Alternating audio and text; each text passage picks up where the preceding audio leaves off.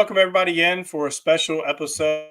I would say of High and Tight, but just basically an interview. We're going to be trying to do this every single week, where we discuss the player of the week for the current week. This is an award highlighting some of the top performers of the week that our staff had a chance to see. That is the one main requirement, besides having a good week or having a good game, is that our staff had to have been there in attendance.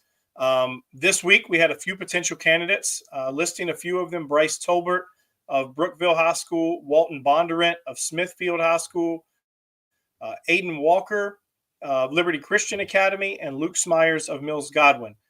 Joining me this week is our Week 2 Player of the Week recipient, Luke Smyers. Luke, how we doing? Doing good. How are you?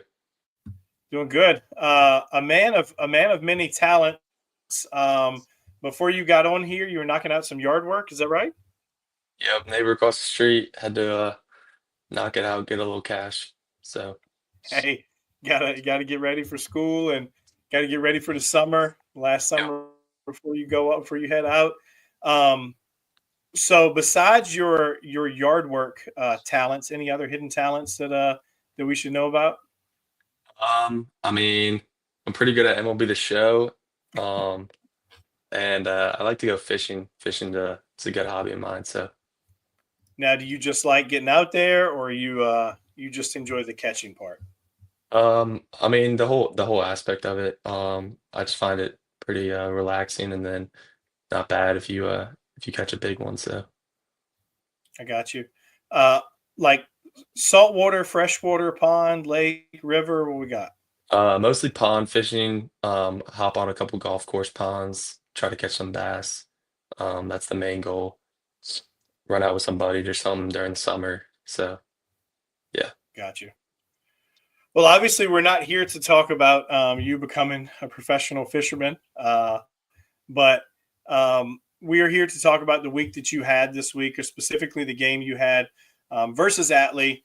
4 1/3 innings pitched, 5 hits, 1 earned run, 10 strikeouts.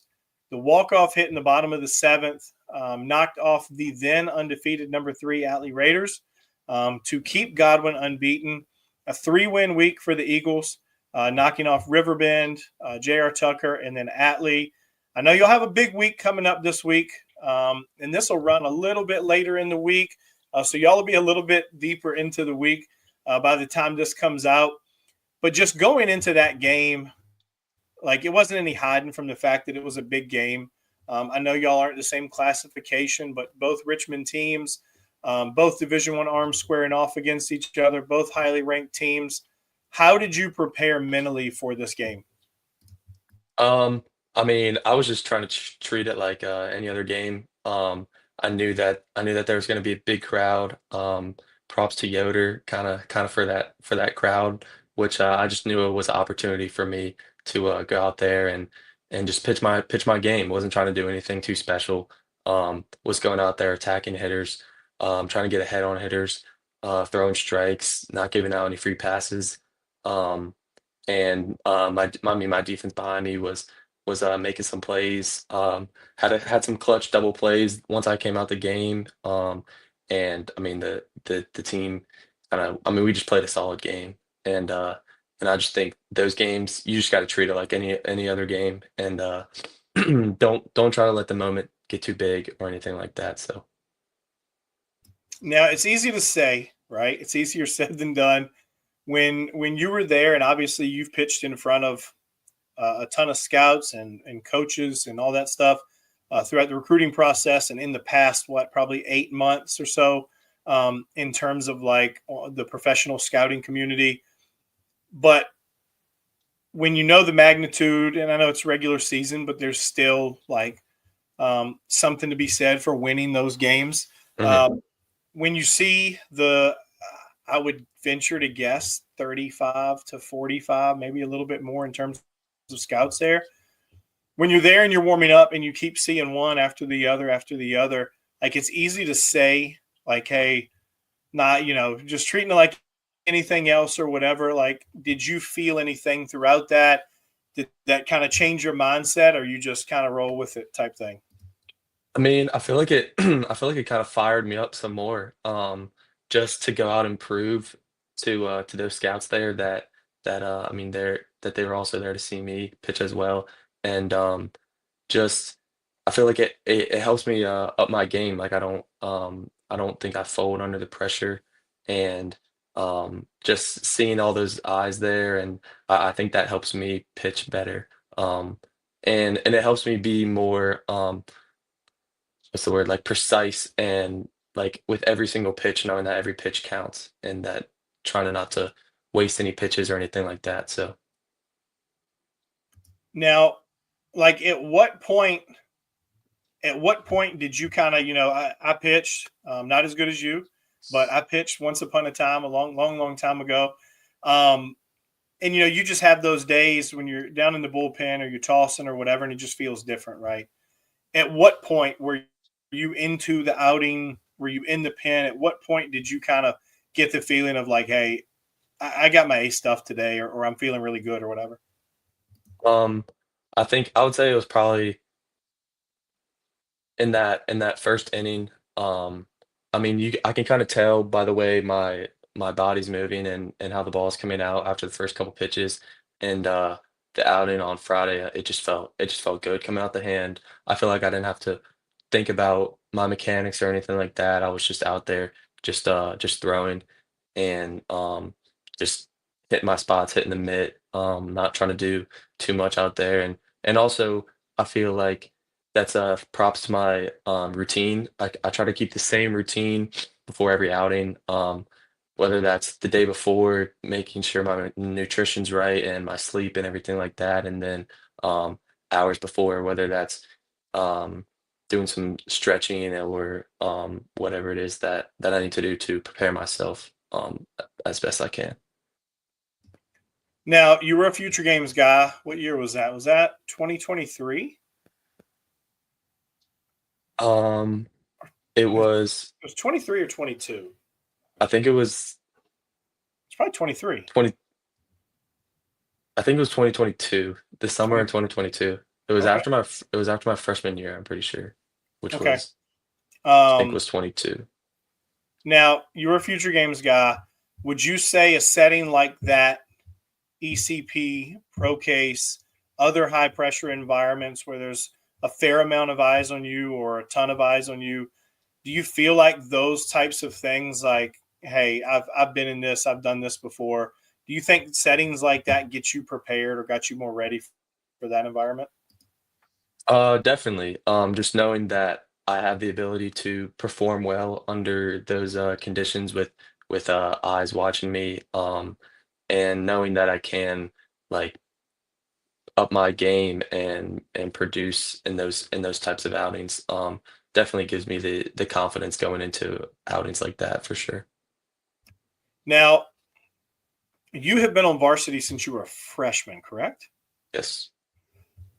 Obviously, we have seen I think the first year I think I saw you, you were like pitching at Douglas Freeman. You might have came in relief behind like Garrett Mhm, Mason or something like that. Um, you've seen your role for that Godwin program change so much over time. mhm, Uh, in addition to the expectation of what you're doing on the mound, like you started out it was reliever, a little bit of starting. You were throwing against. We won't call anybody out, but you were throwing against maybe some of the second or third tier teams that y'all play on the schedule as a young guy. To now, when the lights come on in that big one, you're getting the ball. right. Um, as well as like how have you handled that change of your role, as well as like the added responsibilities of leadership, offensive expectations, the team expectations, as y'all continue to kind of honestly like really dominate the Richmond area and the region and stuff like that? Like how would you feel you've handled and taken in all of those kind of changing roles over the course of your 4 years? Mhm.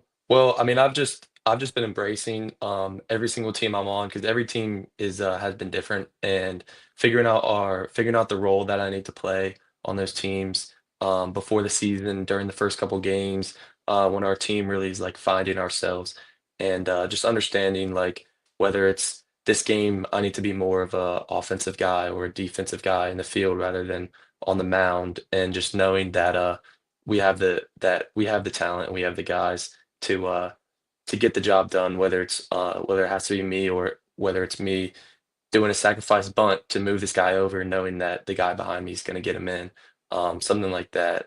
I think has changed throughout the years and has helped me that for this year to become one of the leaders on our team and help us push to that next to that end level goal at the end of the season. So I'm gonna play some video here of your outing. Obviously, a few people there behind home plate, and I was talking to somebody, and I was like, "Yeah, the camera just cuts off there. The only reason they were too deep there is because that's as many as you can kind of get in there, and then it expanded essentially to both dugouts." Hmm. Um, what would you say did you feel like was working the best on Thursday night? Obviously, you went to the breaking ball quite a bit in certain situations, but didn't shy away from using the fastball either. Like, what did you Yeah. feel like was working? Was everything?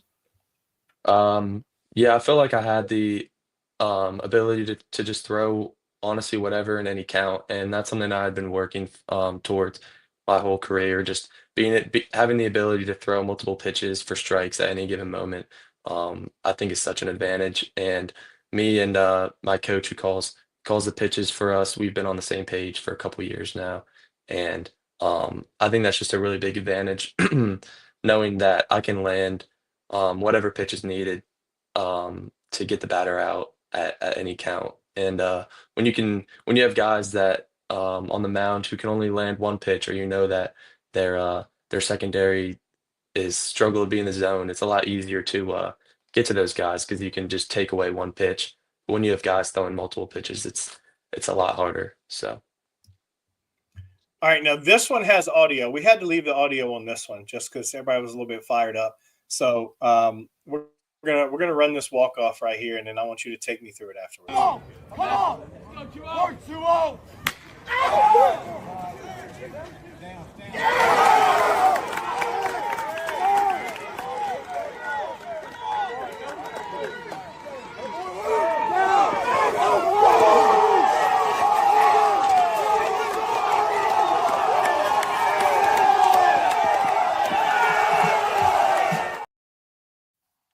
Makes you smile a little bit, right? yep, But it was 2 outs, and Evan had, like, honestly, Evan threw extremely well. yeah, So that was super exciting to see. The outing that you had, Cal coming in and doing a great job behind you, and then the outing that Evan had on the back end to kind of keep them in the game, um, and you know, I was like, man, I got to video this because if I don't, like, this is the one where and it happens, often enough for you. You're gonna run one out of the yard with the juice, the PO juice that you have. hmm Um, but I was like, I got to video this, and as soon as he dove, I was like, okay, we're gonna get a triple here, and then the overthrow, and things just got crazy there at the end. Like, just walk me through that. What were you thinking? How'd you feel? All of that good stuff. Yeah, so I mean, walking up to that at bat, I hadn't had the greatest night at the plate so far, but I knew I just had to wipe that, and I knew that I was in the game to hit and to try to get on base. So my whole focus was just going into that bat. And props to the guy on the mound, Slapka. He had been dealing in relief, and we hadn't really been able to get anything going off of him. And I knew that coming in, he had been going first pitch fastball to a lot of guys, so I was geared up for it. I was ready. Um, and I saw it in the zone, and I just knew I had to be on time with it, and got the barrel out in front on it. I was a little slow getting out the box, but then I had to pick it up when I saw him getting ready to dive, and then it got by him, and then I was just trying to get on my horse to third, and then dove in. Then I look up and don't see the ball, and then looking at the umpire, and he points me home, and then from there it was kind of a blur, but Rest is history. yep. All right. So all of that, like, any give me like best fun fact that not many people know about Luke Smyers. Do you have anything? This is definitely off the cuff, but anything at all, like story, just anything about Luke that you think is important for people to know, and that something maybe that you enjoy or whatever? Um, let's see.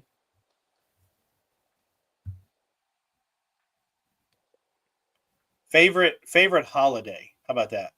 Favorite holiday, I'll probably have to go Thanksgiving, favorite holiday. Just 'cause the meal is just it's the best meal of the year by far. All right. So, Favorite? No, obviously, you're a big Crimson Tide fan and Alabama fan now. Um, but what would you say like favorite college team, generally speaking, growing up? I would go Penn State. Okay. Me and my dad are big Penn State football guys. He grew up going to the games. So as I kind of grew up, he was always watching them and cheering for him. So I just kind of took it on with him. And then so the last couple of years I've been a big Penn State football guy for sure. So did you and Coach Tobin ever beef it out over that, or he just Um, had no leg to stand on because Pitt just yeah, he didn't really have much to go off of. Penn State's kind of been the dominant Pennsylvania team. So for sure. All right, now what like last thing in the state championship last year, right? Have been what semifinals the year before, I believe. Am I mhm, right? Had been in the yep. state tournament the past 3 years. Um, and like, what is it going to take for y'all to kind of, I don't want to say get over the hump, but kind of seal the deal? Yeah, so I mean, I think that we've been there the last couple years. We've been there a lot in our program, and um, I think last year we had a really great shot at it. We just had one kind of inning explode on us that we hadn't had happen all year, and it kind of hit us in the mouth. We weren't really expecting it, and then at that point it was a little too late for us to respond. But this year, I mean, I think we got arguably the best infield in the state defensively. I'm taking our guys up the middle all day over anyone. I think this year they've turned 5 double plays already. Um, oh, excuse me. And then just I think just our approach at the plate. We got a lot of guys who don't go down swinging, long at bats, foul balls, whatever it is, just buying into to our approach. And then on the mound, I mean, we've always got talent on the mound, so I'm not worried there. We got our guys to go out and deal. So um, I think to get us over the hump, we're just gonna need to know our game, know how to play our game, and just execute when needed. So Well, y'all definitely put together like some really, really deep at bats. Jordan and I were talking. We did our podcast this morning. That's the one thing that we talked about with the game the other night is just the quality of at bats, whether it ended on a strikeout or didn't end in a hit or whatever it was, like just yeah, fouling off pitch after pitch, getting deeper into counts, and just basically just not giving up, just not being a dead out, hmm just not being a wasted AB. So I thought y'all did a really good job of that, kind of from top to bottom of the lineup. And I thought that that was, I don't want to say the difference maker, but it was a huge. I feel like a change from previous maybe looks or for whatever. sure, Um, that just the magnitude, the level of game, and the level of arms y'all were facing, and then how the offense stepped up. So that was good to see. That was fun to see. Well, Luke, congratulations on Player of the Week. Um, thank you, I, the award is in the mail. I'm just kidding. Um, but appreciate you joining me this week, and best of luck for the rest of the year.